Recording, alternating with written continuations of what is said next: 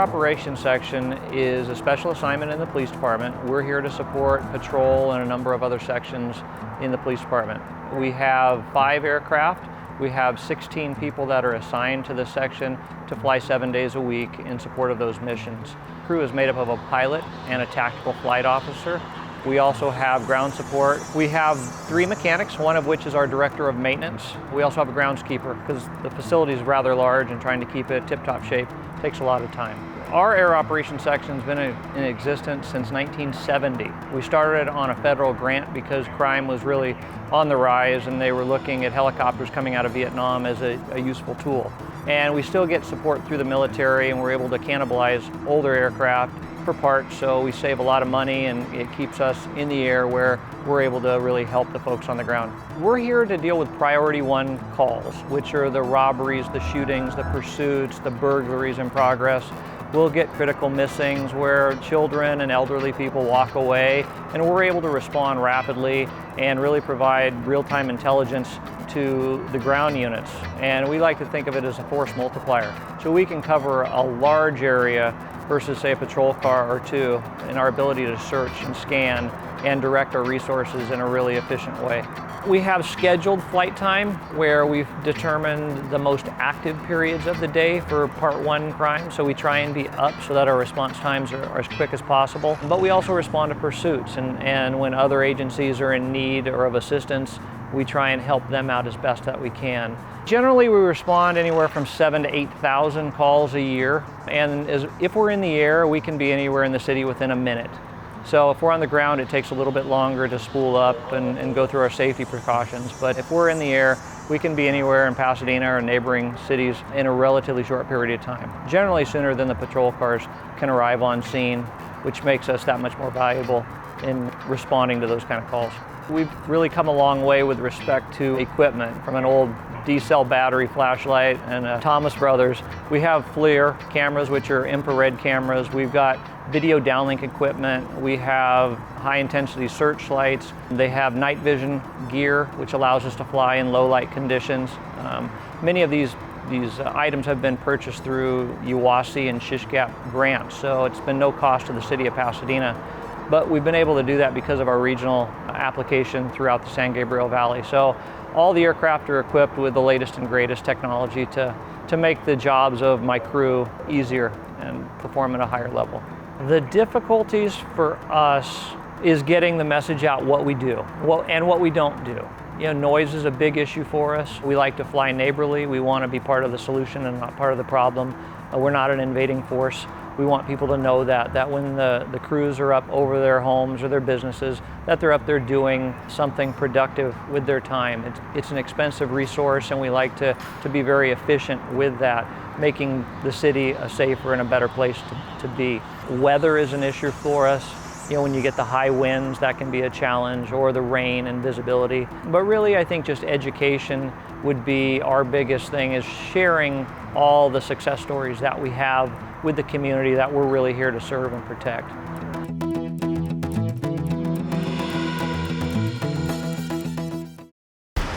Look at you. You're at the top of your game. You're unstoppable. Nothing can throw you off track. Wait, is that your car? Uh-oh. Yeah, I saw that coming. That will throw you off track.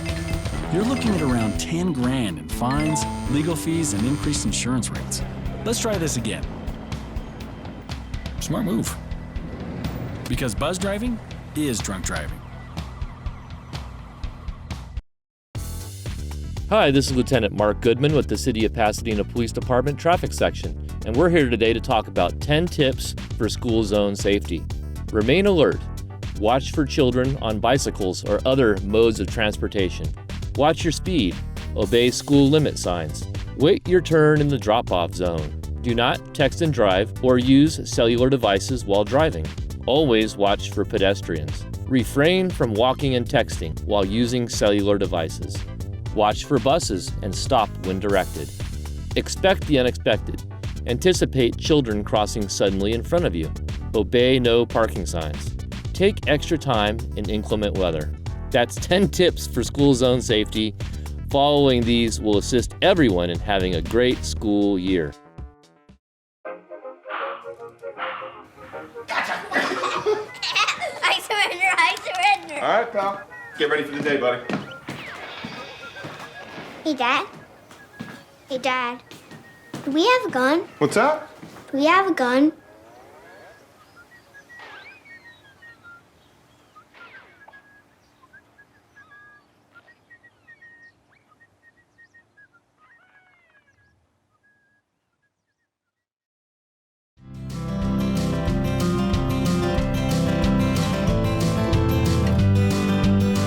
Well, National Night Out has been around this country for 35 years. It's been part of Pasadena for over 20 years, and it's a great celebration of our community, great opportunity for neighbors to get to know one another, and a great opportunity to meet not only public safety members, but all parts of our government, our city manager, our council members, our reps. It is just a great night for us to better know each other around the city. So after this night, we could actually say hello to one another and have a conversation. We got over 20 locations to go to. It's fabulous. The neighbors came together and really were gracious to put this together for themselves, for their neighbors, and also for their local government and other people who attend. So from the music to the food to the services that we offer around here, it's just fabulous. So National Night Out is really a chance to know our community better, providing the opportunity for them to get to know us better on a much more personal level. Maybe have a little bit to eat. There's some great ice cream socials going on out there. I tell you, there's some amazing barbecuers. Every year we choose a different location to have our kickoff. So we're in Memorial Park right now. Memorial Park is central to Pasadena. We try to choose a different district every year. It allows the representatives of those districts to come forward and share these opportunities with their constituents. Tonight, we have actually 14 different vendors that are here, representing a lot of other city departments, from our libraries to Public Works to the Health Department, really departments within the city that make public safety and quality of life issues a priority. We have bands that are here.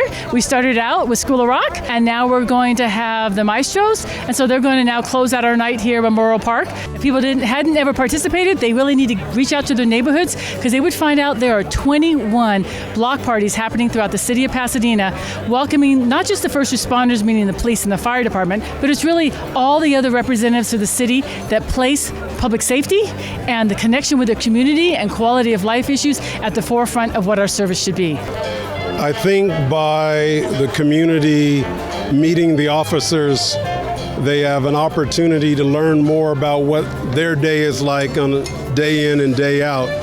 And I think that helps reduce barriers, and we need to be about making sure that there are strong relationships that exist with the community and the Pasadena Police Department.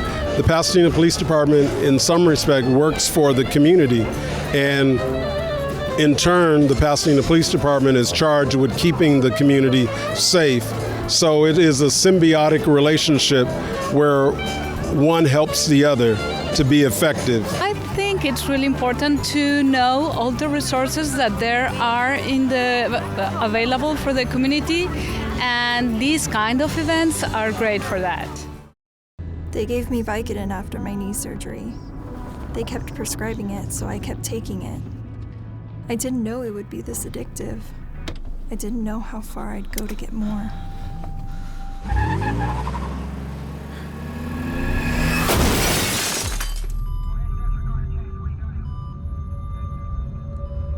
Opioid dependence can happen after just 5 days. Know the truth, spread the truth.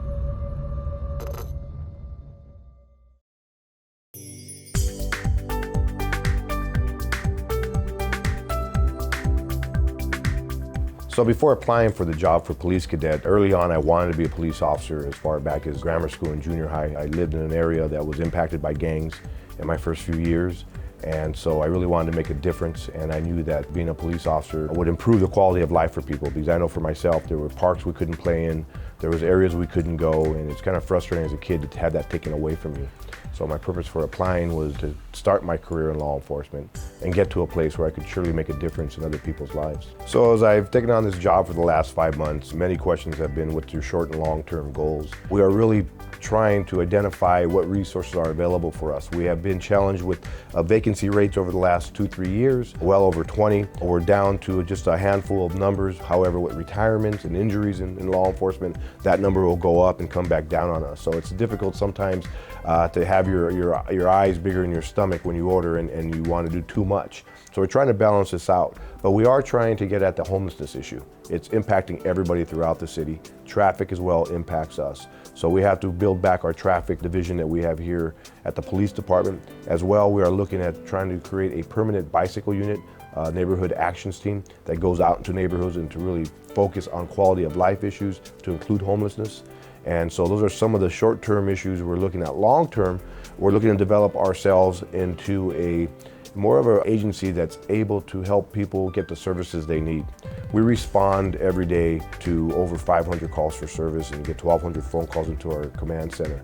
And so it's important that we put people in the places that they need to get the help that they need for health services, for mental illness, for different issues that impact their families, because the first stage of preventing crime is in the house. After the house, we depend on the community and the schools to really do what they do.